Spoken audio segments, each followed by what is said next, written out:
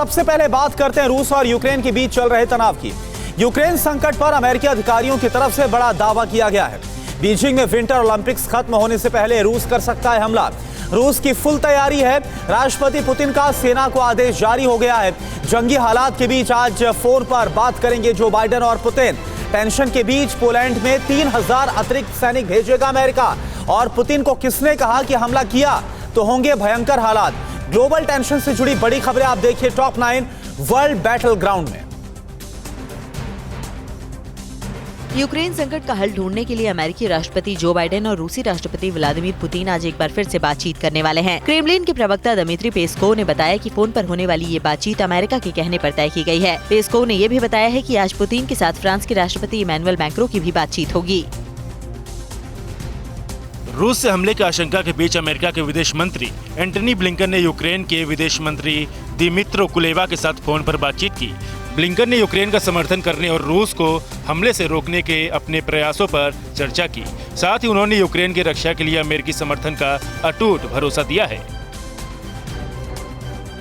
अमेरिकी अधिकारियों ने दावा किया है कि रूस के राष्ट्रपति व्लादिमीर पुतिन ने यूक्रेन पर हमला करने का फाइनल फैसला कर लिया है। सेना को भी इसके लिए तैयार रहने के आदेश दिए हैं। अमेरिका के विदेश मंत्री एंटनी ब्लिंकन के मुताबिक रूस यूक्रेन पर किसी भी वक्त अटैक कर सकता है। अमेरिकी सेना की एक रिपोर्ट में दावा किया गया है कि जल्द ही रूसी टैंक 9 अलग अलग मोर्चों से यूक्रेन की राजधानी कीव पर कब्जा जमा सकते हैं। अमेरिकी सुरक्षा सलाहकार जेक सुल्लिवन के मुताबिक बहुत स्पष्ट संकेत है कि रूस के राष्ट्रपति व्लादिमीर पुतिन बीजिंग में चल रहे विंटर ओलंपिक के समापन से पहले ही किसी भी दिन यूक्रेन पर आक्रमण का आदेश दे देंगे। विंटर ओलंपिक समापन 20 फरवरी को है। पुतिन ने ओलंपिक की शुरुआत में बीजिंग जाकर चीन के राष्ट्रपति शी जिनपिंग से मुलाकात की थी। तब दोनों देशों ने सहयोग का वादा करते हुए एक लंबा समझौता किया था। यूक्रेन को चौतरफा घेर चुका रूस क्रिमिया, गोमेल और कुर्स्क में कई सैन्य शिविरों को तैयार कर लिया है। मैक्सर टेक्नोलॉजीज की इन सैटेलाइट तस्वीरों से खुलासा हुआ है कि रूस अपने क्षेत्र के अलावा बेलारूस में सैन्य हथियारों और सैनिकों को जंग के लिए तैयार कर रहा है। रूस और यूक्रेन के बीच जंगी हालात को देखते हुए अमेरिका ने यूक्रेन में रह रहे अपने नागरिकों को 24 से 48 घंटे के भीतर देश छोड़ने का आदेश दिया है। हालांकि अमेरिका ने यूक्रेन की राजधानी कीव में अपने दूतावास का काम जारी रखा है। इसके अलावा इजरायल के विदेश मंत्रालय ने भी अपने राजनयिकों के परिवारों को यूक्रेन से निकालने का आदेश दिया है और यूक्रेन की यात्रा न करने की सलाह दी है। रूस से हमले की आशंकाओं के बीच यूक्रेन ने भी अपनी कमर कस ली है। वो भी अपनी सेना और हथियारों को परखने में लगा है। हाल ही में यूक्रेन की सेना ने डोनबास इलाके में मिलिट्री एक्सरसाइज की है। इस युद्धाभ्यास में आधुनिक टैंकों के साथ जमकर गोलीबारी की गई। यूक्रेन का डोनबास रूसी बॉर्डर के बेहद करीब है।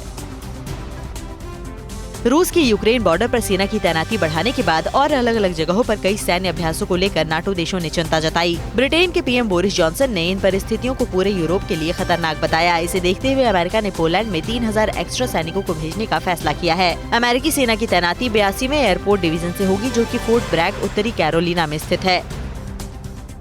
रूस यूक्रेन के तनाव को कम करने के लिए ब्रिटेन के रक्षा मंत्री बेन वॉलेस ने मॉस्को का दौरा किया। वॉलेस के साथ बातचीत में रूसी रक्षा मंत्री सर्गेई शोइगु ने यूक्रेन को हथियार भेजने वाले ब्रिटेन समेत सभी नाटो देशों पर तनाव बढ़ाने का आरोप लगाया, जिस पर ब्रिटेन के रक्षा मंत्री वॉलेस ने बताया कि यूक्रेन को हथियार सेल्फ डिफेंस के लिए दिए गए हैं, लेकिन अगर रूस यूक्रेन पर हमला करता है तो परिणाम ठीक नहीं होंगे।